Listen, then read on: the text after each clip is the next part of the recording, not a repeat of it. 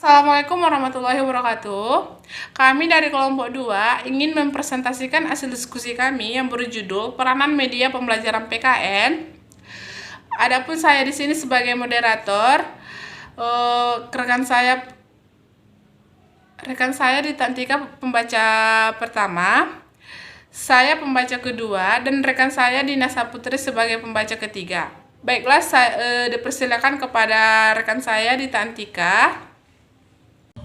Assalamualaikum warahmatullahi wabarakatuh. Perkenalkan, nama saya Dita Antika, penyaji nomor 1. 1. Pengertian media pembelajaran. Kata media berasal dari bahan Latin medio. Dalam bahasa Latin, media dimaknai sebagai antara. Media merupakan bentuk jamak dari medium, yang secara harfiah berarti perantara atau pengantar secara khusus. Kata tersebut dapat diartikan sebagai alat komunikasi yang digunakan untuk membawa informasi dari satu sumber kepada penerima. Satu hal yang perlu diingat, bahwa peranan media tidak akan terlihat apabila penggunaannya tidak sejalan dengan isi dan tujuan pembelajaran yang telah dirumuskan. 2. Fungsi media pembelajaran. Ada dua fungsi utama media pembelajaran yang perlu kita ketahui. Fungsi pertama, media adalah sebagai alat bantu pembelajaran, dan fungsi kedua adalah sebagai media sumber belajar. Kedua fungsi utama tersebut dapat ditelah dalam ulasan di bawah ini. A. Media pembelajaran sebagai alat bantu dalam pembelajaran. Tentunya kita tahu bahwa setiap materi ajar memiliki tingkat kesukarannya yang bervariasi. Pada satu sisi, ada materi ajar yang tidak memerlukan alat bantu, tetapi di lain pihak ada materi yang ajar yang sangat memerlukan alat bantu berupa media pembelajaran. Media pembelajaran yang dimaksud antara lain berupa globe, grafik, dan gambar. B. Media pembelajaran sebagai sumber belajar. Sekarang Anda menelah media sebagai sumber belajar. Sumber belajar adalah segala sesuatu yang dapat dipergunakan sebagai tempat bahan pembelajaran untuk belajar peserta didik tersebut. Terima kasih. Terima kasih di Tantika. Baiklah, saya akan membaca macam-macam media pembelajaran dan karakteristiknya. Media pembelajaran merupakan komponen instruksional yang meliputi pesan dan peralatan. Menurut Saiful Bahri Dezama atau Aswan Zain, media merupakan wahana penyalur informasi belajar atau informasi pesan. Media pembelajaran dikelompokkan ke dalam 4 kelompok, yaitu media hasil teknologi. Media hasil teknologi. Teknologi cetak adalah secara untuk menghasilkan atau menyampaikan materi seperti buku atau materi visual statis, dan terutama melalui proses percetakan mekanis fotografis.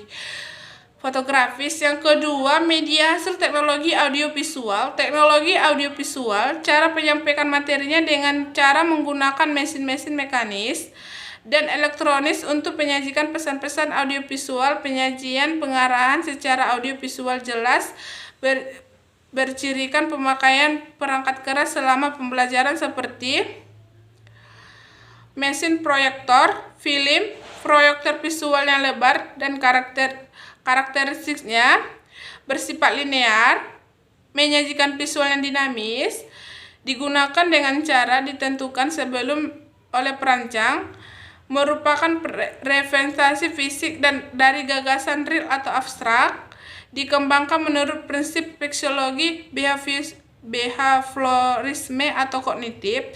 Yang ketiga, media hasil teknologi yang berdasarkan komputer. Teknologi yang berbasis komputer yang merupakan cara menghasilkan atau menyampaikan dengan menggunakan sumber-sumber berbasis mikroprosedur. Yang keempat, media hasil gabungan teknologi cetak dan teknologi komputer. Teknologi gabungan adalah untuk menghasilkan dan menyampaikan materi menggabungkan pemakaian beberapa bentuk media yang dikendalikan komputer. Yang mengendalikannya komputer. Komputer yang memiliki kemampuan yang hebat seperti jumlah random, akses memori yang besar, hard disk yang besar, dan monitor yang bersolusi tinggi ditambah dengan peralatan-peralatan tambahan seperti video disc player, perangkat keras, dan untuk gabungan dalam satu jaringan sistem audio. A. Dapat digunakan secara acak sekuensial linear. B. Dapat digunakan sesuai keinginan siswa, bukan saja dengan rancangan atau keinginan yang dengan cara dan keinginan oleh perancangnya. C. Gagasan disajikan secara dialektik sesuai dengan pengalaman siswa menurut apa yang relevan dengan siswa yang di bawah pengendalian siswa. C. Prinsip ilmu kognitif yang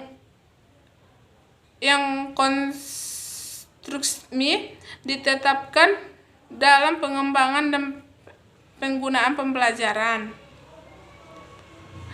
Selain pembagian itu, ada juga pembagian media pembelajaran menurut jenis dan liputnya dan bahan-bahannya yang dilihat dari jenisnya media tersebut menjadi: yang pertama, media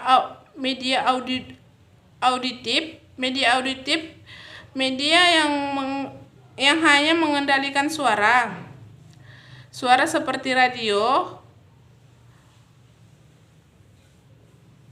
Media visual, media yang hanya mengendalikan indera penglihatan. Media audiovisual, media yang menyampaikan unsur suara dan unsur gambar. Media ini dibagi dalam audiovisual murni, audiovisual tidak murni. Dilihat dari liputnya, media ini terbagi menjadi media dengan daya liput luas yang serentak. Seperti penggunaan media ini tidak terbatas oleh tempat, ruang, atau dapat menjangkau anak didik yang banyak dalam waktu yang sama. Yang kedua, media dengan daya liput berbasis ruang tempat. Media ini penggunaannya membutuhkan ruang dan tempat khusus seperti film rangkai yang menggunakan tempat tertutup ataupun gelap. Yang ketiga, media untuk pembelajaran individual. Ini media penggunaan hanya untuk diri sendiri, termasuk media ini adalah modul berprogram dan pengajaran melalui komputer yang dilihat dari bahan-bahannya media tersebut. Yang ketiga, media sederhana. Media sederhana ini adalah bahan yang diperoleh dan harganya murah, cara pembuatannya mudah dan penggunaannya tidak sulit. Yang keempat, media kompleks. Media kompleks adalah media dan bahan dasarnya kompleks, tidak sulit didapat serta mahal harganya. Sulit membuatnya dan penggunaan memerlukan keterampilan yang memadai. Dipersilakan kepada rekan saya, Dina Saputri. Assalamualaikum warahmatullahi wabarakatuh. Perkenalkan, nama saya Dina Saputri Harahap. Saya penyaji kedua. Baiklah, di sini saya akan membacakan isi makalah kami, yaitu 4 kelebihan dan kekurangan media pembelajaran.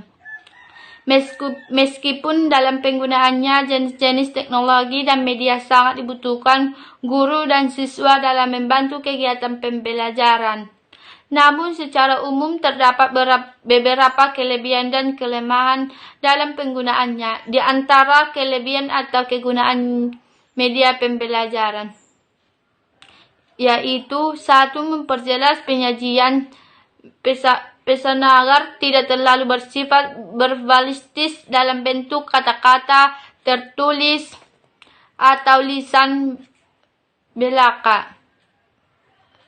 2. Mengatasi perbatasan ruang, waktu, dan daya indera, seperti objek yang terlalu besar digantikan dengan realitas gambar, film, atau model. 5. Perbedaan media pembelajaran, media pendidik, dan media massa. Media adalah segala sesuatu yang dapat digunakan untuk menyalurkan pesan dari pengirim ke penerima, sehingga dapat merangsang pikiran, perasaan, perhatian, dan minat siswa sedemikian rupa sehingga proses belajar terjadi. 1. Media pembelajaran. Media pembelajaran adalah media yang membawa pesan-pesan atau informasi yang bertujuan instruksional atau mengandung maksud pengajaran.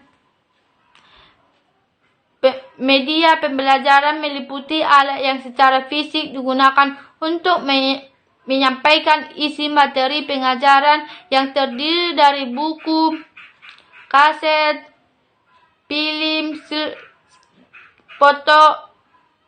fotografik, televisi, dan komputer. 3. Media massa. Media massa berasal dari dua kata, yaitu media dan massa. Media adalah alat atau perantara. Sedangkan massa adalah orang banyak dan masyarakat umum. Jadi dapat disimpulkan bahwa media massa adalah suatu perantaraan untuk menyampaikan pesan kepada masyarakat atau orang banyak. Pesannya itu mengandung informasi-informasi yang diperlukan masyarakat baik mengenai politik, sosial, ekonomi maupun budaya, sehingga dengan adanya media massa masyarakat mendapat pengetahuan tentang negaranya. Contohnya dari media massa adalah surat kabar dan koran. Cukup sekian dari saya kembalikan kepada moderator. Terima kasih kepada rekan saya Dena Saptri. Cukup sekianlah hasil presentasi kami yang dapat kami sampaikan kepada teman. Apabila ada kata-kata kami yang kurang mengenakan di hati teman-teman, kami mohon maaf. Kepada Allah kami mohon ampun. Wabillahi taufiq wal hidayah. Assalamualaikum warahmatullahi wabarakatuh.